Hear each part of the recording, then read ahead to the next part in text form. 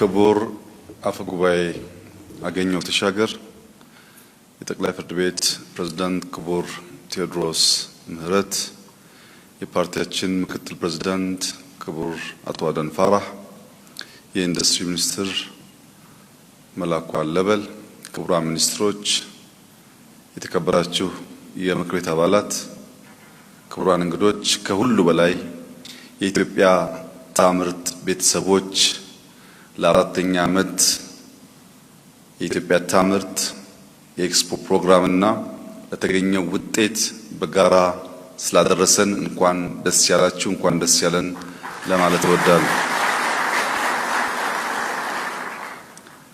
ማምረት ሉዓላዊነት ያጎናጽፋል ስንል አለማምረት በሰዎች ጣጣ በእኛ ላይ የሚደርሰውን ዳፋ፣ መከራ፣ ችግር ከግምት በማስገባት ነው። ኢትዮጵያ ማዳበሪያ ማምረት ካልቻለች የግብርና ምርትና ሂደቱ በሰዎች በጎ ፈቃድ ላይ የወደቀ መሆኑ አይቀርም። መብላት እስካለ ድረስ ለምግብ ግብዓት የሚሆኑ የማምረቻ መሳሪያዎች፣ ምርጥ ዘሮች፣ ማዳበሪያዎች በሀገር ውስጥ ማምረት የተሟላ የምግብ ሉዓላዊነት ለማረጋገጥ ያግዛል። ነዳጅ፣ ጋዝ ማምረት ባለመቻላችን ባለፈው አንድ ወር ሁለት ወር የገጠመንን ፈተና አይተናል። ኢትዮጵያ ብዙ የጋዝ የነዳጅ ሀብት እንዳላቸው ሀገራት ከፍተኛ ፖቴንሻል ያላት ቢሆንም እስከዛሬ ማምረት ባለመቻሏ የገጠማት ፈተና በኢንዱስትሪያሎች በሁላችሁም ዘርፍ የገጠመ ችግር ስለሆነ ይታወቃል። በሁሉም መስክ ማምረት ሉዓላዊነት ማረጋገጥ መሆኑን ማመን ብቻ አይደለም፣ ማቀድ ብቻ አይደለም፣ መስራት ከዚያም መስፋት በሁሉም መስክ የሚጠበቅ ጉዳይ ይሆናል። ከሉዓላዊነት ጋር ያለው ትስስር ቀጥታ ስለሆነ እርዳታ የሚቀበል ሀገር፣ ከሰዎች ምግብ የሚለምን ሀገር፣ አብዛኛው ፍላጎቱን በኢምፖርት ላይ የተንተራሰ ሀገር፣ ነፃ ነኝ፣ ሉዓላዊ ነኝ፣ ክብር ያለኝ ሀገር ነኝ ማለት አይችልም። ጥገኛ ነው። ለማኝ ጥገኛ ነው። እኛ ለማኝ ኢትዮጵያውያን ሰምታችሁኛል። እኛ ለማኝ ኢትዮጵያውያን ልመና በቃን እስካላልን ድረስ ጥገኞች ነን። ከጥገኝነት ያልተላቀቀ ማህበረሰብ፣ ግለሰብ ደግሞ በነፃነት ማሰብ፣ በነፃነት ስለ ሀገሩ ስለ ልጆቹ ጥቅም መወሰን ይቸገራል። ያ እንዳይሆን ኢትዮጵያ አምርታ ሉዓላዊነቷን ማረጋገጥ እንድትችል ከሁሉ በላይ ይህ የገባው የኢትዮጵያ ታምርት ቤተሰብ ከፍተኛ ኃላፊነት እንዳለበት አምኖ አሁን በጀመራችሁት መንገድ በትጋት በህብረት በአንድነት መስራት ከቻል ኢትዮጵያ ሉዓላዊ፣ ነፃ፣ ክብሯን የጠበቀች ሀገር አድርገን ለልጆቻችን ማስረከብ እንችላለን። ይህ እንዲሆን ሁላችን በታላቅ ውሳኔና ቁርጠኝነት መስራት ይጠበቅብናል። የዛሬ 4 ዓመት ኢትዮጵያ ታምርት ሲባል አሁን ባየነው ውጤት ልክ በፈጠነ ጊዜ የምርቱ አይነት ሰፍቶ ጥራት አድጎ የኢትዮጵያን ፍላጎት በዚህ ልክ ይመልሳል ብለው የሚያምኑ ሰዎች ጥቂቶች ሊሆኑ ይችላሉ። ነገር ግን የአቻምናውን ኤክስፖ መጥቶ የጎበኘ ማንኛውም ሰው የዘንድሮውን ሲጎበኝ ኢትዮጵያ ምን ያክል በጥራት በአይነት እያደገች እንዳለች ለመገንዘብ፣ ለመማር፣ ለማወቅ አይቸገርም። በዚሁ አጋጣሚ ክቡር ሚኒስትር መላኩ 150 ሺህ ገደማ ሰዎች እንደሚጎበኙ ይጠበቃል ብሎ ነበር። የአዲስ አበባ ከተማ ነዋሪዎች፣ የዩኒቨርሲቲ መምህራንና ተማሪዎች፣ የሃይስኩል ተማሪዎችና መምህራን ይህ ኤግዚቢሽን እንዳያመልጣችሁ።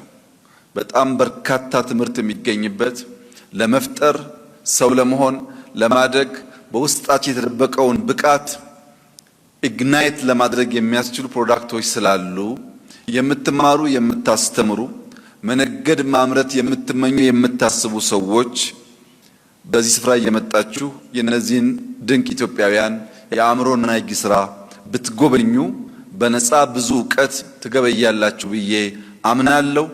እኔም ዛሬ በጣም ብዙ ትምህርት አግኝቻለሁ እና 150 ሺህ ሰው በቂ ስላልሆነ በተቀናጀ መንገድ ተማሪዎች፣ መምህራን በስፋት መጥተው ሊጎበኙ እንደሚገባ በጽኑ አምናለሁ።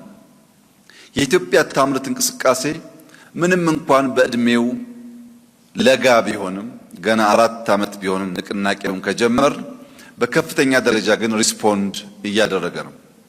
ዘንድሮ ሀገራችን ኢትዮጵያ የ10.2% ጂዲፒ ግሮዝ ታመጣለች። ይህ የጂዲፒ ግሮዝ በቅርቡ የወርልድ ባንክና የአይኤምኤፍ ዓመታዊ ስብሰባ ሲደረግ 9.2% እድገት ኢትዮጵያ ታመጣለች። ከአፍሪካ ቀዳሚው እድገት የኢትዮጵያ እንደሆነ ወርልድ ባንክና አይኤምኤፍ ተንብየዋል። ይህንን ትንበያ ኢንዱስትሪያሎች በቀላል ማየት የለባችሁ። በኢትዮጵያ መንግስትና በአይኤምኤፍ መካከል በዘመናት መካከል የ1% የፕሬዲክሽን ዲፍረንስ ኖሮ አያውቅም። እኛ 10 ስንል እነሱ 7፣ 6 የሚሉት 9 ብለው እኛ 10 ካል ምን ያክል የተቀራረበ ፕሬዲክሽን እንዳለ ያሳያል።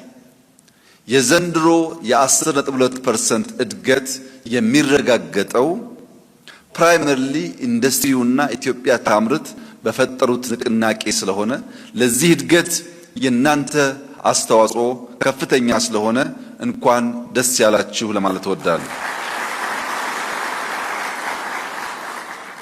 ከማክሮ ኢኮኖሚክ ሪፎርም በፊት በውጭ ምንዛሪ ግኝት ኢትዮጵያ የነበረባትን ፈተና ሁላችሁም ታውቃላችሁ። የዛሬ 3 ዓመት እና ከዚያ በፊት በነበሩ ዓመታት በሙሉ ፕላስ ኦር ማይነስ $3 ቢሊዮን ያላለፈ የኤክስፖርት ገቢ ነበር ኢትዮጵያ የምታገኘው $3 ቢሊዮን። ዘንድሮ በታሪካችን ለመጀመሪያ ጊዜ ከአቻምናው በ3 እጥፍ በልጠን $10 ቢሊዮን ገደማ ኤክስፖርት በዚህ ዓመት እናሳካለን። ይህ ትልቅ ድል ነው። የዚህ ድል ፋውንዴሽን መሰረት ደግሞ ኢንዱስትሪ ነው። ለዚህም በድጋሚ እንኳን ደስ ያላችሁ ማለት እወዳለሁ። ኢትዮጵያ ታምርት ስንጀምር የማኑፋክቸሪንግ ዘርፍ እድገት 4.7% ነበር። ዘንድሮ 10.7% ደርሷል። የማኑፋክቸሪንግ እድገት ብቻ። ይሄ ሊመጣ የቻለው የኢትዮጵያ ታምርት ንቅናቄ በኤክስፖርቱ ያመጣው ውጤት፣ በተኪ ምርቶች ያመጣው ውጤት በተሟላ መንገድ እንዲሳካ ማኑፋክቸሪንግ ያሳየው እድገት ነው። ለምሳሌ በተኪ ምርቶች ብንወስድ ባለፉት 4 ዓመታት ከዚህ ቀደም በውጭ ምንዛሪ እናስገባ ከነበሩ ምርቶች መካከል $14.5 ቢሊዮን ገደማ ኢትዮጵያ በሀገር ውስጥ ማምረት ችላ ተክታለች። ይሄን እናንተ ባታመርቱ ኖሮ $14.5 ቢሊዮን የምናገኝበት መንገድ አታካች ስለሆነ በልጆቻችን ላይ የዕዳ ቀንበር ከማጠናከር ኢኮኖሚያችንን ከማዛባት ባልተረፍን ነበር። ነገር ግን ስላመረታችሁ በ4 ዓመት ውስጥ $14.5 ቢሊዮን ገደማ ኢምፖርት መተካት ተችሏል። በሚቀጥሉት 4 ዓመታት በብዙ እጥፍ እንደሚያድግ ምንም ጥርጥር የለውም። ባለፉት 4 ዓመታት ብቻ 993 ኢንዱስትሪዎች በተለያየ ምክንያት ከዚህ ቀደም ቆመው የነበሩ ወደ ስራ ገብተዋል፣ ስራ ጀምረዋል። ኦልሞስት 1000 ፕላንት ማለት ነው። ይሄ ምን ያክል በኤምፕሎይመንት በኤክስፖርት በተኪ ምርት ሚናው ምን ያክል ሰፊ እንደሆነ ለእናንተ መንገር አስፈላጊ አይደለም። ባለፉት 4 ዓመታት ኢትዮጵያ ታምርት ካልንበት ጊዜ ጀምሮ 3680 አዳዲስ ባለሀብቶች ወደዚህ ዘርፍ ተሰማርተዋል። 3000 ተጨማሪ ኢንቨስተር መሳብ የቻለ ንቅናቄ የሚጎሉት ነገሮች ለቅመን ማረቅ ማስተካከል ከቻል ብዙ ሺህ ኢንዱስትሪያሊስቶችን መፍጠር እንችላለን ማለት ነው።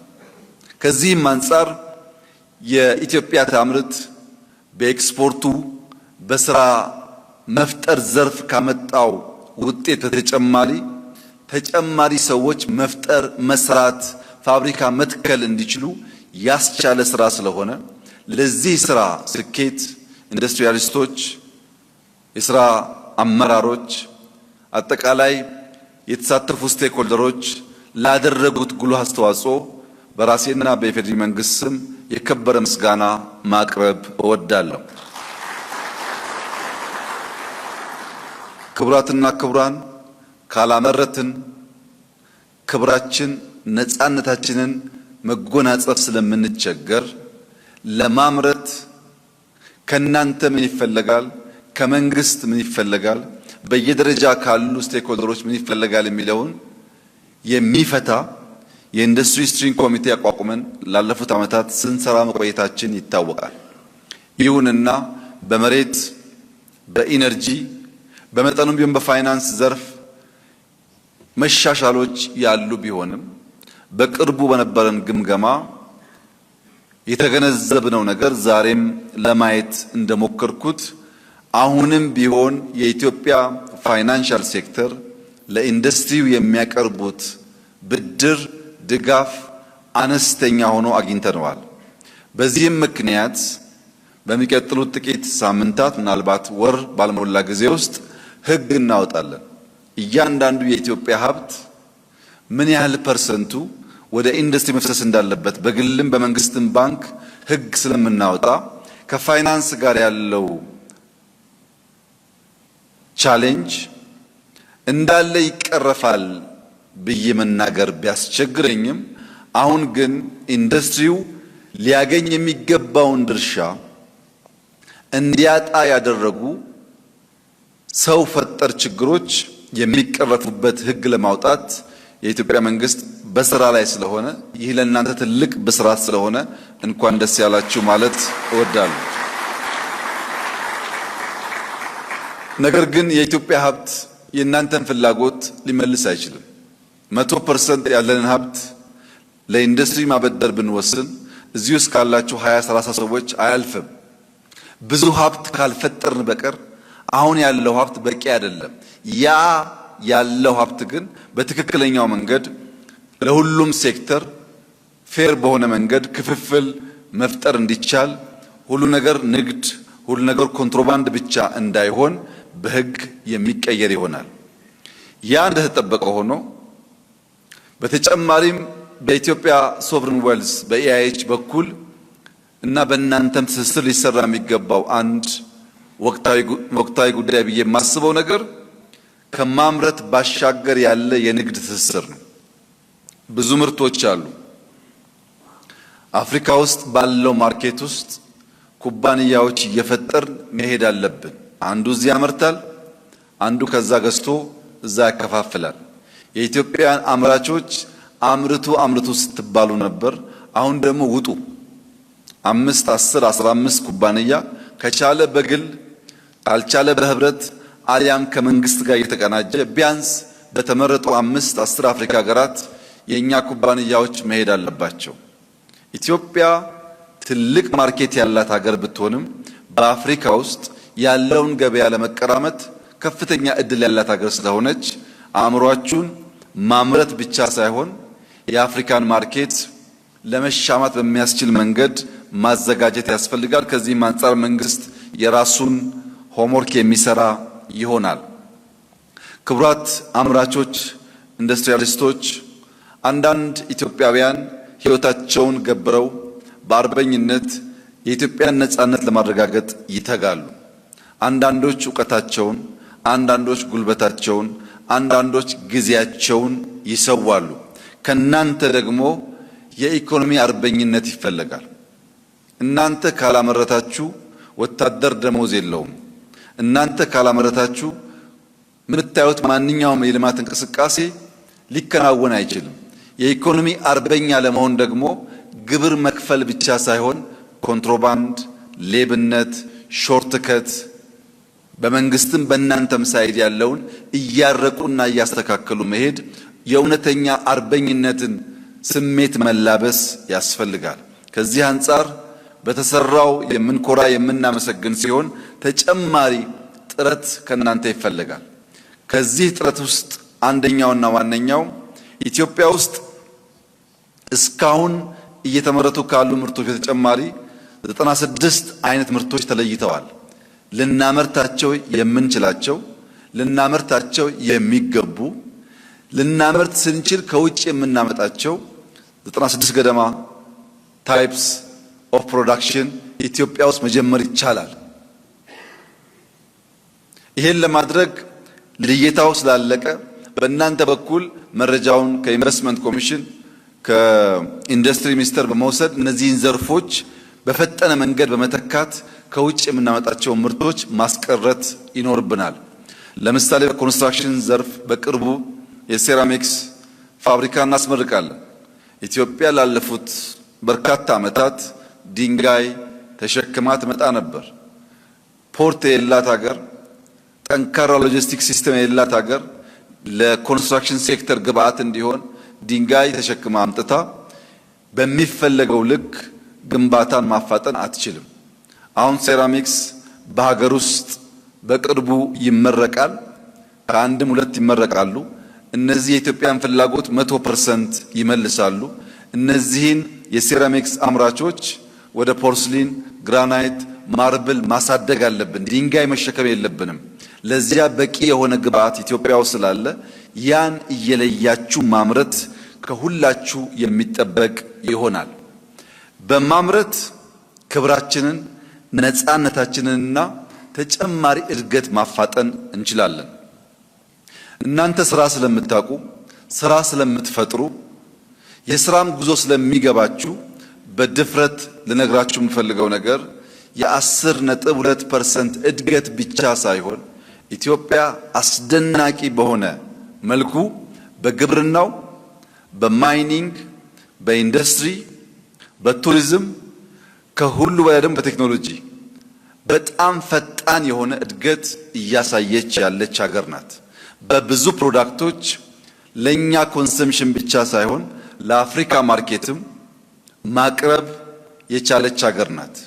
ከመከላከያ አንጻር እንኳን ብንወስድ የዛሬ 4-5 ዓመታት ከውጭ እናስገባቸው የነበሩ ምርቶች ጥቂት የማይባል የምርት አይነት ዛሬ ከ6 በላይ የአፍሪካ ሀገራት እየሸጥን እንገኛለን። በመከላከያ ምርት ራስን መቻልና መሸጥ፣ በልብስ ራስን መቻልና መሸጥ፣ በመድኃኒት ራስን መቻልና መሸጥ፣ እነሱን ለማምረት የሚያስችሉ ማሽነሪዎች ማምረትና መሸጥ እየቻልን ስንሄድ የምንወዳት ሀገራችን በተሟላ ቁመና የተሰራች ትሆናለች። ከኛ አንጻር ያቀድነው፣ የተለምነው፣ ያሰብነው ከሞላ ጎደል በሚያስደንቅ ሁኔታ በፈጣሪያችን እርዳታ እየተሳካልን ኢትዮጵያ እየተሰራች እንደሆነ በአይናችሁ እያያችሁ ይመስለኛል።